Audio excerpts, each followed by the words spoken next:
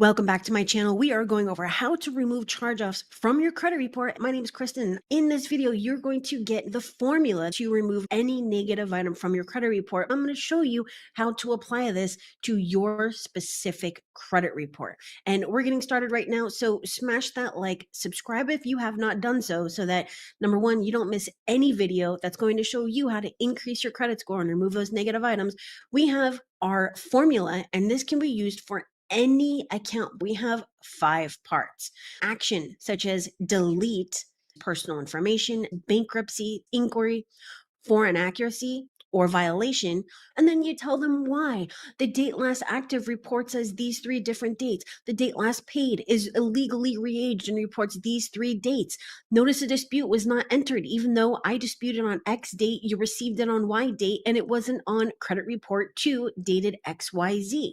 That's the gist of it, but we're gonna go over and show how this works. Why am I saying you can use this to remove your charge-offs? You see, people have problems with charge-offs, and that's why we're going over this. You can remove collections like medical, utility, apartments easily. My 9-year-old can, my 5-year-old can, but can you? Yeah, probably. But what about a $500,000 charge-off with American Express? Do you know how to do that?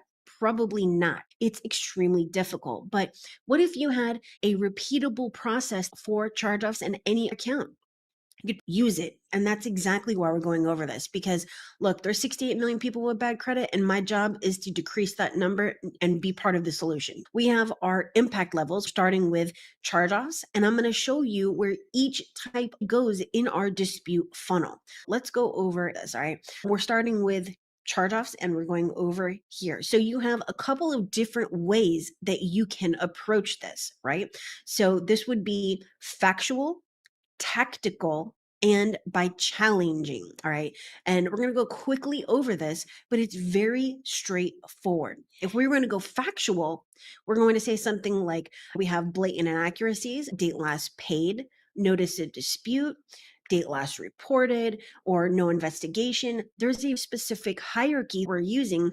You can only use one dispute reason per account per letter, and 1 to 10 accounts per letter. Why? We want to flood the system to increase the possibility that we have our violations. And number 2, we don't want to put all of our eggs in one basket. So if we put all inaccuracies on one letter for one account, the likelihood that it's going to be deleted is not that great, right? And if it comes back as verified, we cannot reuse a dispute reason, and therefore we're not going to be able to get it removed because we used all of our dispute reasons. So this is the reason why we are limiting what we're saying on each dispute letter. Let's look at the next part. We have Joe the plumber, which is very simply just regular everyday person who just wants to fix their credit. We can do a factual follow-up. We can use the date updated or date last reported. We can use multi-letter shuffle, where we're using different types of letters in an attempt to remove our accounts. And we can even then go after violations. I call it violation bingo, and you can check out that video down in the description. We can also go factual, multi-letter shuffle, squeaky wheel, and repeat. What is that? Multi-letter shuffle, we just went over. Squeaky wheel is hitting them with everything circling our enemy, coming at them from all sides. So that's bureaus, that's creditors, that's collectors, CFPB, AG, BBB, FTC complaints, bank complaints, so on and so forth. So we're not just, again, putting all our eggs in one basket by only depending on one entity, such as the credit bureaus, to do their job. We're going after everybody, making it so they cannot escape. Now, repeat offense means that it's like violation bingo, right? We allow them to do these things, and then we're going to prove that they did these things, prove they failed to enter the notice of dispute, they failed to update the date last reported, they failed to respond. They are repeat offenders. Now, we can also do factual plus challenge. Open up your mind to these different ways to go after removing accounts. Why do we have so many different things? Because this is not simple. Yes, I get it. There's all these different people here on YouTube that tell you that all you got to do is pay 40 bucks, buy one letter, and all your negative items are off. But you and I know it doesn't work like that. You wouldn't have done any of the things you currently are doing or have done your entire life if it were that easy for us. You know it's not, and that you work very hard for what you have. And hey, if it were as easy as that, I would sell it to you. It's really as simple as that. I've been doing this for 12 years and there's no easy way around this, but I can make it easier by giving you a repeatable process. So when you go after a challenge, we could do something like investigation request, which goes to method of verification. FCRA requirements, no documentation to prove the account, creditor collector, no response. Example, FCRA requirements, their failure to comply with federal law. Method of verification, they actually verified. There's never an actual investigation. No docs, they're reporting XYZ account, but have no proof that XYZ account actually is owned by you or that is your debt. And then creditor collector, no response. That's where you are either disputing with the bureaus and they're not responding, but they're keeping it on your credit report, even though it should have been removed, or that you've disputed with the bureaus and now have done secondary disputes with the creditors and collectors, and they are not responding. A secondary version of this would be FCRA requirements, independent investigation, and report. Okay, so how do we apply this? I'm going to show you in just 1 second, and that is the most important part of this. But let's break this down so you can understand where each type of dispute reason falls on what I call the Richter scale, how likely you are to get these things removed based on what you use. The most powerful dispute reasons are date last paid, notice of dispute violation, and first date of delinquency. Now, under that, somewhere in the middle, we're going to have things like account activity after the account was closed, two different date last reported. If you have the lesser of the violations, those are going to go in the middle.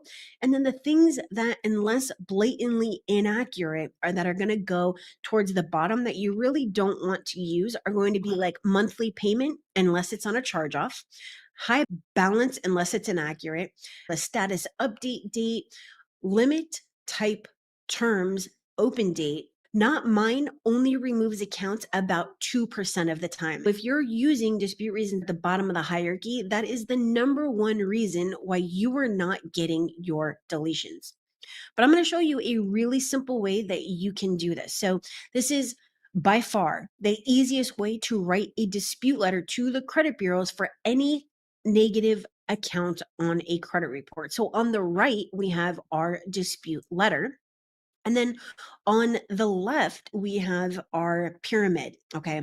And all you're doing is using this to fill in your own information. Your dispute is always the same. If you know about sales, you know a sale is always the same. He created the straight line system. A dispute is always the same. All we're doing is filling in the information, okay?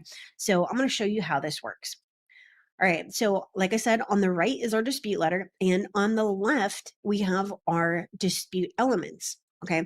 So, obviously, your personal information goes at the top, followed by the date and then the recipient, such as the bureau, the creditor, collector. Then we have our why paragraph that tells them why we're writing that letter and what we want them to do, and ask for a new credit report to be sent. And then we have our accounts and our reasons. Okay. This is the part that removes the accounts, the one line closing your name. You might have enclosed exhibits, stuff like that. Okay, so then now in our letter, our accounts and reasons follows a very specific process. So we have creditor name, account number, and then our dispute reason, and that follows the Gero formula, just like I showed you. So all you're doing is taking the information from your credit report and plugging it into that dispute reason. Okay, our dispute reason is made up of, like I said, action, justifier, element, reason, and outcome. Each part of the dispute has a specific process. And I'm going to give you an example. So if you look on the left, it says delete this charge off for inaccuracy because the date of last payment reports 1/2020 on Experian, 5/1/2021 on Equifax, and 8/15/19 on TransUnion. Okay.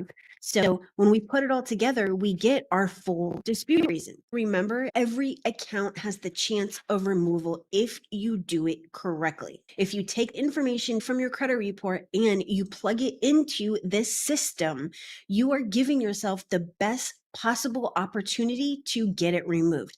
And your dispute reason would look like this: delete this account for inaccuracy, or delete this account for a violation because of XYZ. You have to notate why this account needs to be removed. If you don't do that, you have a very low possibility that you're going to get the account removed. And I do not want that to happen just because you're writing the wrong thing. Okay. We're going to just scroll up a little bit so you can see this. I have different examples. Delete this account for inaccuracy because the date last paid reports and the date and the bureaus. If we had a late payment, we would say the creditor name and account number. This late payment in August 2021 is reported inaccurately and needs to be updated to paid on time. Remove this late payment for accuracy and update to never late. Okay, so you have a couple of different ways that you can go about this, but your dispute letter is going to be very simple and straightforward. We have, again, our personal information, the date, the bureaus, a one-liner, and our accounts, our reasons, a one-line closing, thanks, and then your name. We're not including laws. If you use this formula, you are virtually guaranteed to get the best possible outcome that you could have without police reports, without affidavits, without any of that. So if you are ready to remove negative items permanently from your credit report, then this is going to be the way that you are going to do it. This is the only way I do it for my clients. This is the only way I've been doing it for years. And as you can see in my playlists, I get the results because men lie, women lie, numbers don't lie. And if you are ready to say enough is enough, I'm going to do it the right way, all links are in the description to schedule a free discovery call with me to see if I can do the credit sweep for you, or you can learn to do this yourself with my do-it-yourself course. I recommend my credit sweep course, which has my 12 years experience boxed into a course and delivered to you, immediately accessible. And I even have the all-in-one crash course if you want to brush up on tactics. Check out the description or schedule a call with me. And hey, look, if you just want to continue to do this yourself and just invest your time, I have over 1,600 videos that show you the exact way to do this the right way. Thanks for watching. I appreciate your support, and I look forward to your comments on this video, letting me know how you have implemented these strategies, and I will see you next time.